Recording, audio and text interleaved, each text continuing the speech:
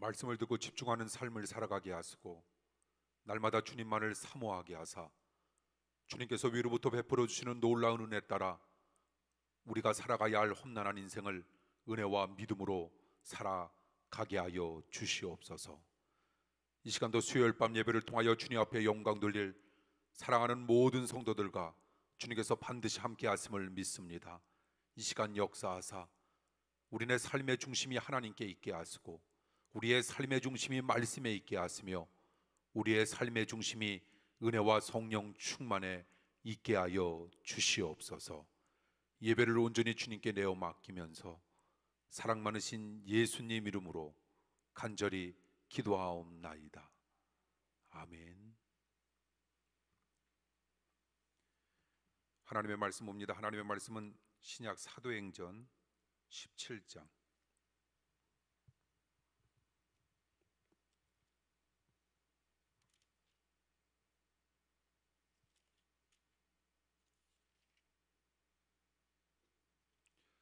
사도행전 17장 10절에서 15절 오늘 본문에 있는 말씀으로 함께 교독을 읽도록 합니다.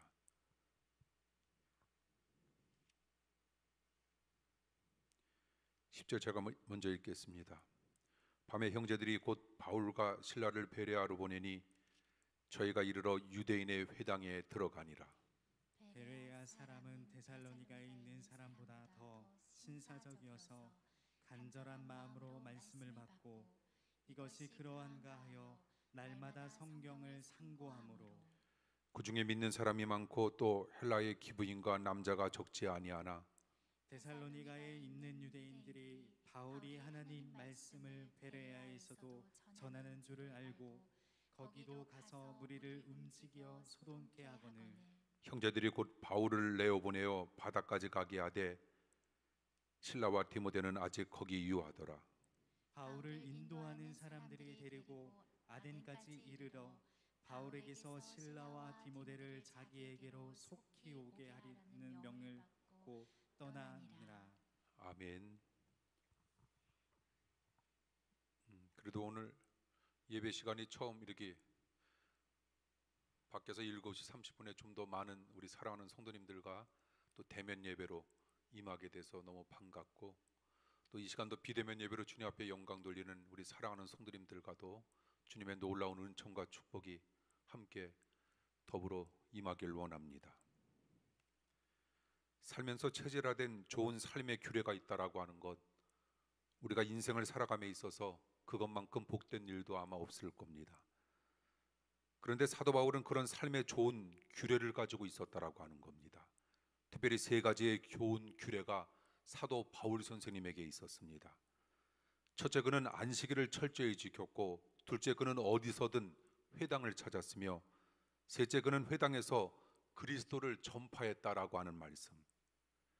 사도 바울의 이처럼 인생 규례는 한마디로 이야기하자면 하나님 중심적인 삶이었고 말씀 중심적인 삶이었으며, 사도 바울 선생님의 삶은 교회 중심적인 삶이었다라고 하는 것을 우리는 사도행전을 통하여 우리는 알게 됩니다. 사도 바울의 인생의 규례는 한마디로 이야기한다면 참으로 멋진 삶이었음을 우리는 알게 되는데, 그래서 사도 바울 선생님은 그런 삶을 통해 위대한 발자취를 남길 수 있었다라고 하는 겁니다. 우리도 사도 바울 선생님과 같은 좋은 삶의 규례를 가지도록 믿음의 장성함을 위해 하나님 앞에 날마다 간절한 마음으로 간구하고 기도하면 우리에게도 하나님께서 그런 놀라운 영향력이 있는 믿음의 인물들로 반드시 우리를 만들어 가시리라 믿습니다. 저는 이 시간 우리 사랑하는 성도님들과 함께 더불어 살아감에 있어서 좋은 규례를 가져 좋은 축복을 누려야 하고, 그래서 우리는 믿음이 장성한 사람이 되어야 할 텐데, 그러기 위해서 우리들에게 몇 가지 필요한 비결의 말씀이 있습니다. 오늘 본문을 통하여 주님께서 우리 사랑하는 성도님들에게 주시고자 하는 귀한 말씀이 큰 힘과 용기가 되길 원합니다. 첫째, 우리는 말씀에 집중해야 합니다. 데살로니가에서 시기하는 유대인들의 핍박이 심해지자 야손을 비롯한 믿음의 형제들을 보호하려고 바울 일행은 베레아를 떠납니다. 그리고 베레아에 도착하자 바울과 실라는 즉시 유대인의 회당을 찾아 복음을 전파합니다. 그런데 본문 11절 말씀에 보니 베레아 사람은 데살로니가 사람들과는 달리 신사적이었고 간절한 마음으로 말씀을 받았다라고 하는 내용이 있습니다. 이 구절에서 간절한 마음으로 말씀을 받았다라고 하는 건 말씀에 집중했다라고 하는 뜻입니다. 그런 말씀을 향한 집중력이 있을 때 우리의 믿음은 끊임없이 성장할 수 있습니다. 그리고 우리는 반드시 또한 말씀으로 인하여 성장돼야 합니다. 왜 어린이의 기억력이 어른들보다 나은가? 어린아이들은 한 번만 들어도 안 잊어버리는데 어른들은 곧 잊어버립니다. 나이가 들면서 잔소리가 많아지는 이유도 스스로 한 말을 우리가 잊어버리기에 우리는 잔소리가 나이가 들수록 많아지는 겁니다. 다는 아니지만. 왜 그런 기억력의 차이가 있을까? 생물학적인 이유도 있겠지만 듣는 자세가 다르기 때문에 그런 차이가 있을 겁니다. 어린아이들은 아는 것이 적어 무엇을 들을 때 집중적으로 듣는다고 합니다.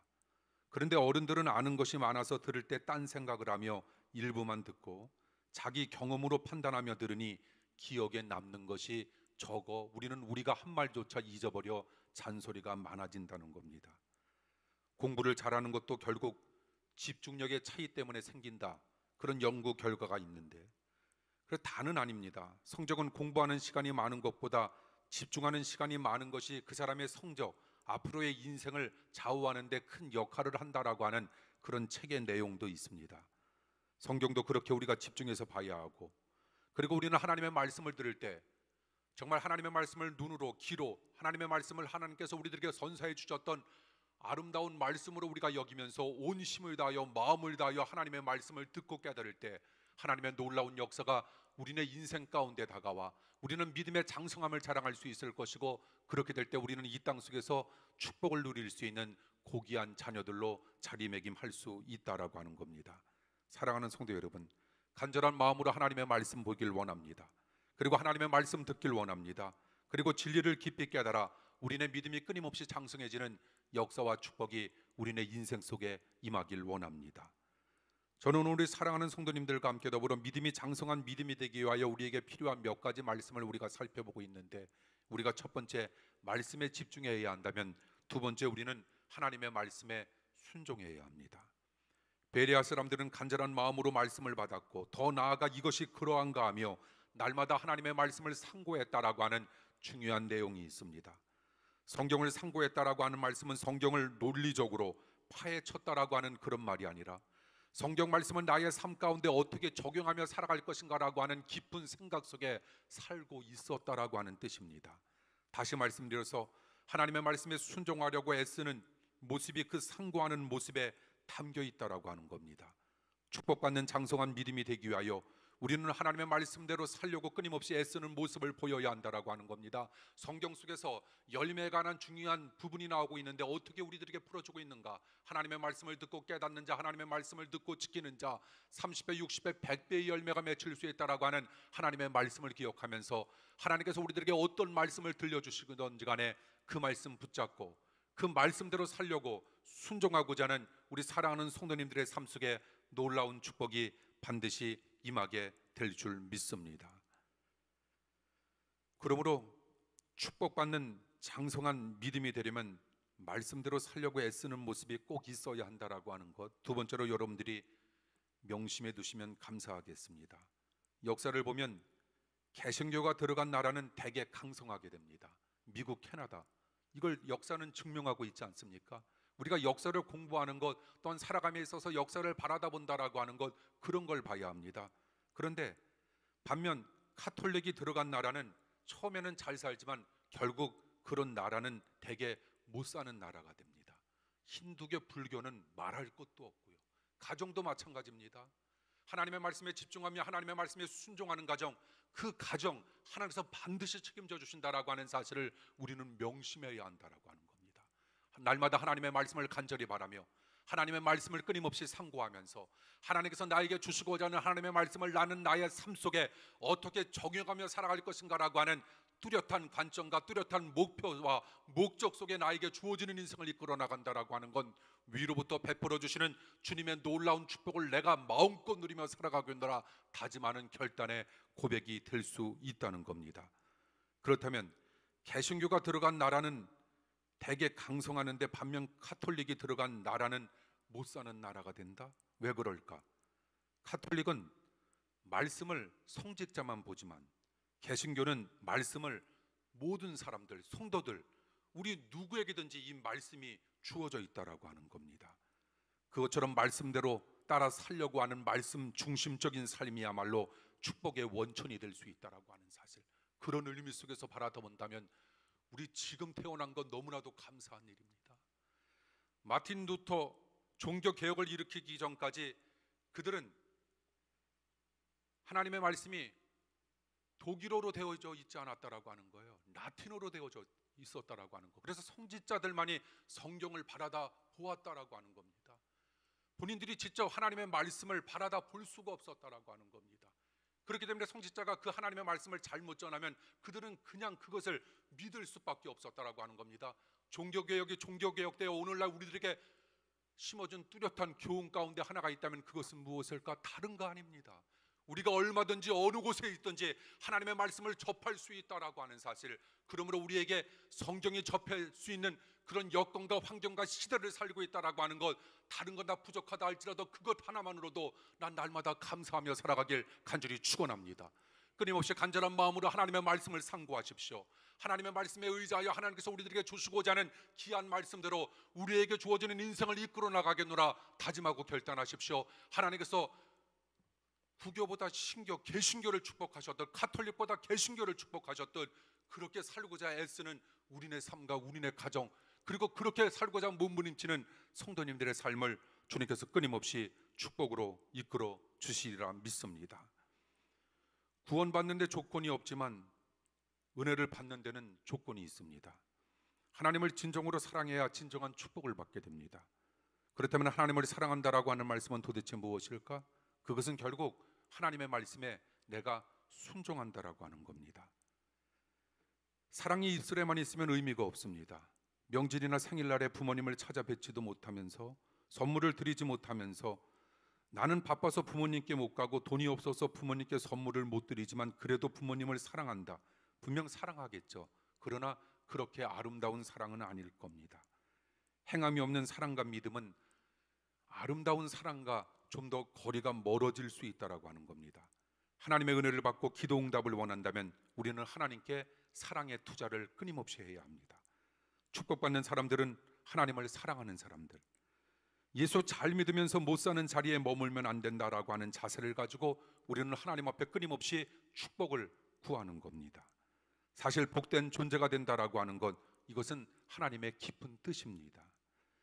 예수 그리스도를 잘 믿으면 일반적으로 물질과 사람이 따르고 그 사람에게 복이 주어지게끔 되어 있다라고 하는 것, 이것은 성경 속에서 하나님께서 우리들에게 주시고자 하는 놀라운 축복이었음을 우리는 기억하면서 하나님 말씀대로 순종의 삶을 살아가십시오.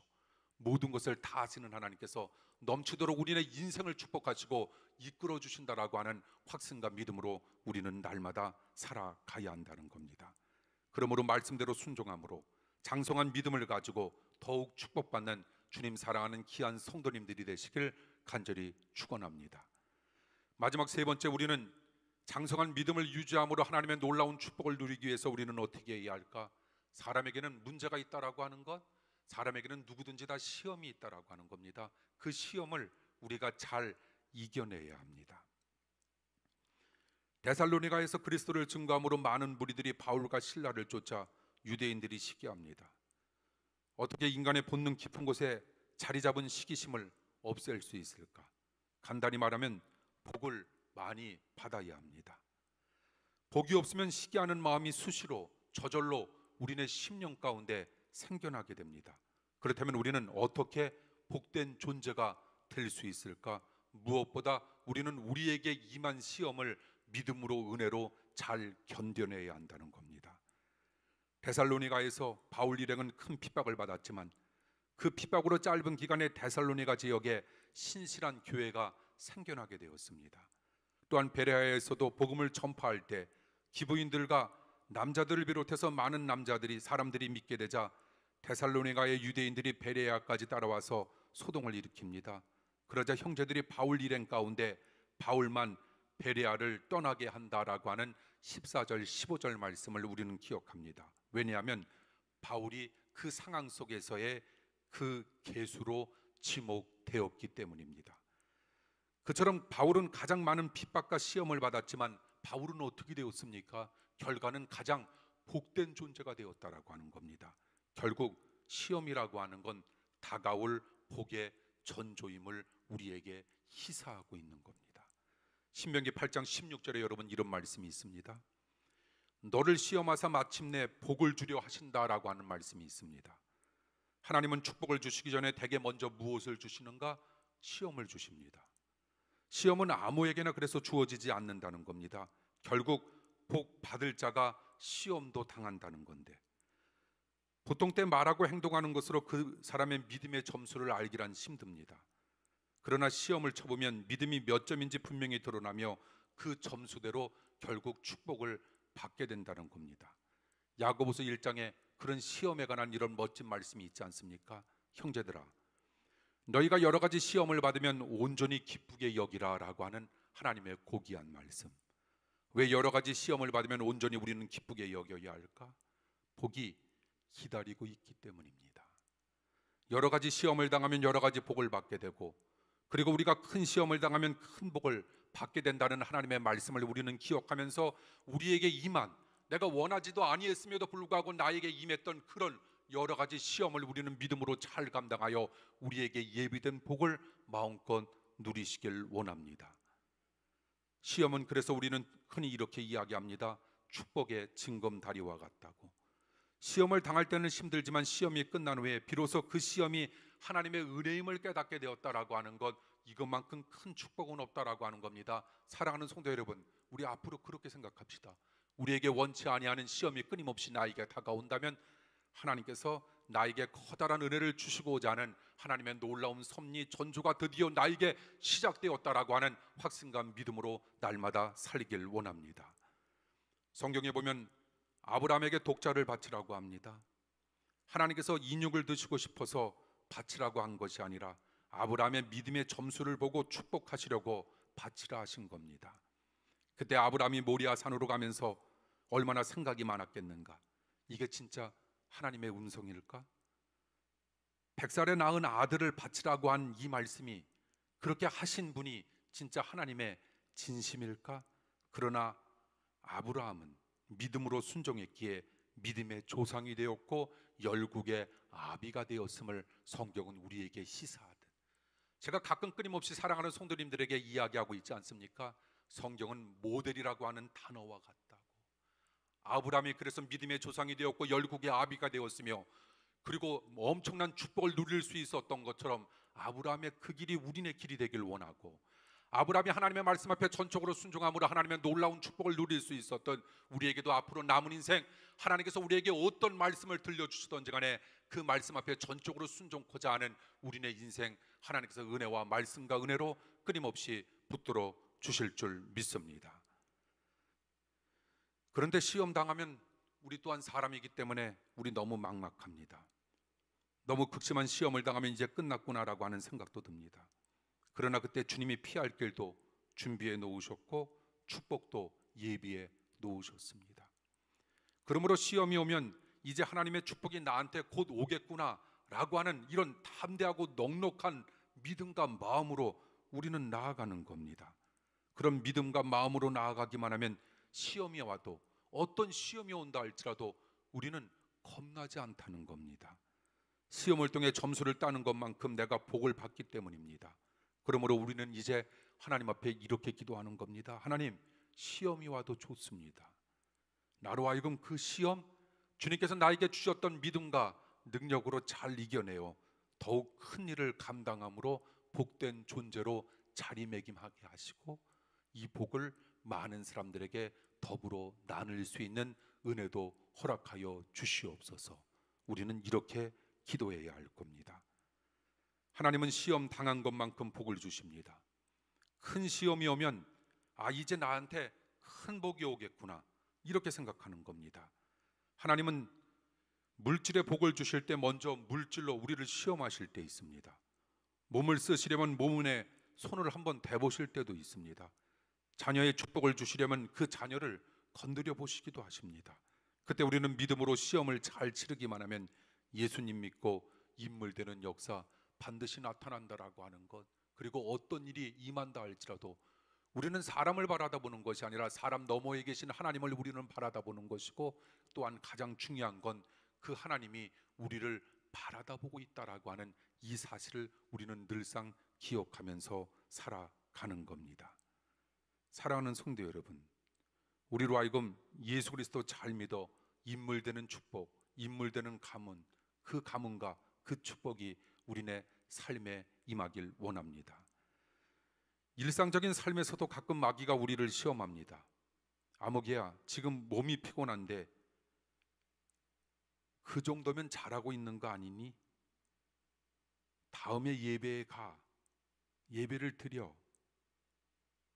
그럴 때 우리는 그런 시험조차도 이기고 예배하는 자리에 대면 예배든 비대면 예배든 우리가 참석하는 겁니다. 그러면 갑절의 축복이 우리에게 임하게 될 겁니다. 그처럼 시험을 이기고 말씀대로 순종하며 살아갈 때 놀라운 축복은 우리에게 반드시 주어질 겁니다. 물론 믿음 생활을 잘한다고 내일 당장 축복의 소낙비가 내리는 건 아니지만, 묵묵히 믿음과 순종의 발길을 펼치다 보면 우리에게 믿음도 주시고 하나님께서 축복도 반드시 허락해 주실 겁니다. 사랑하는 성도 여러분, 그런 믿음과 은혜, 축복의 은혜가 여러분 삶 속에 날마다 차고도 넘치길 간절히 축복합니다. 기도하겠습니다.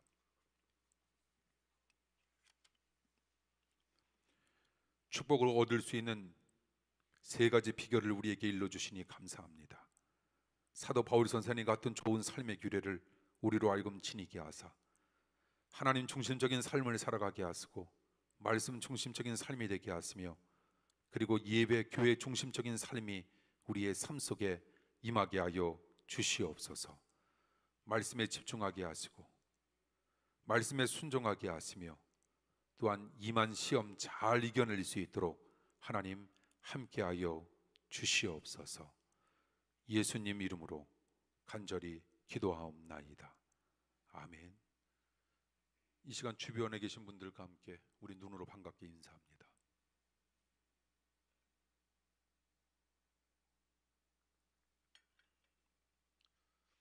오늘 예배에 임해 주신 우리 사랑하는 성도 여러분, 반갑습니다.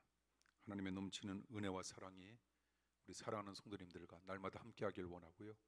오늘 그동안 우리가 수요 예배, 주일 밤 예배 또 7시에 드리다가 오늘부터 다시 밤 예배가 7시 30분으로 변경되었고요.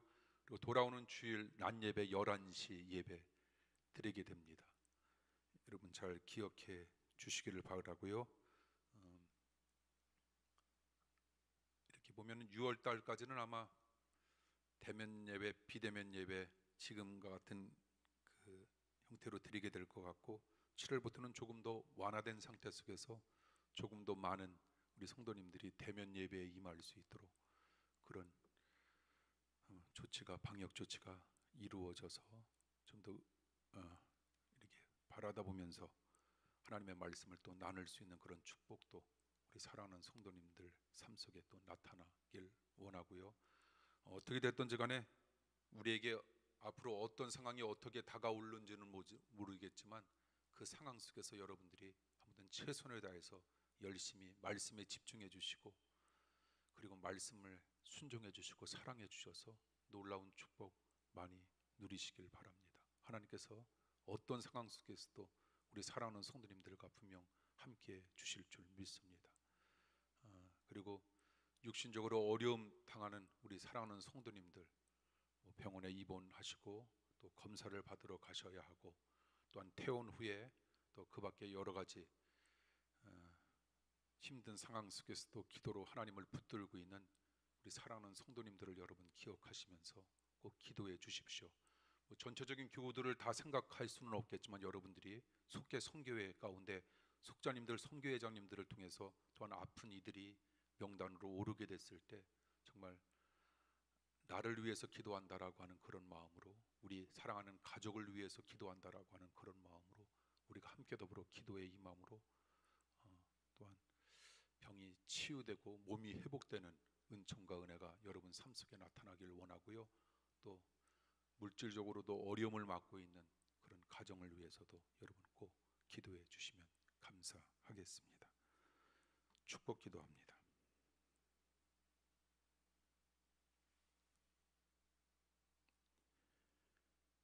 지금은 하나님 사랑과 예수님 은혜와 성령님 감동하심이 예배를 마치고 돌아가는, 그리고 비대면 예배로 임한 사랑하는 모든 성도들과 영원히 함께하여 주옵시길 간절히 축원하옵나이다. 아멘.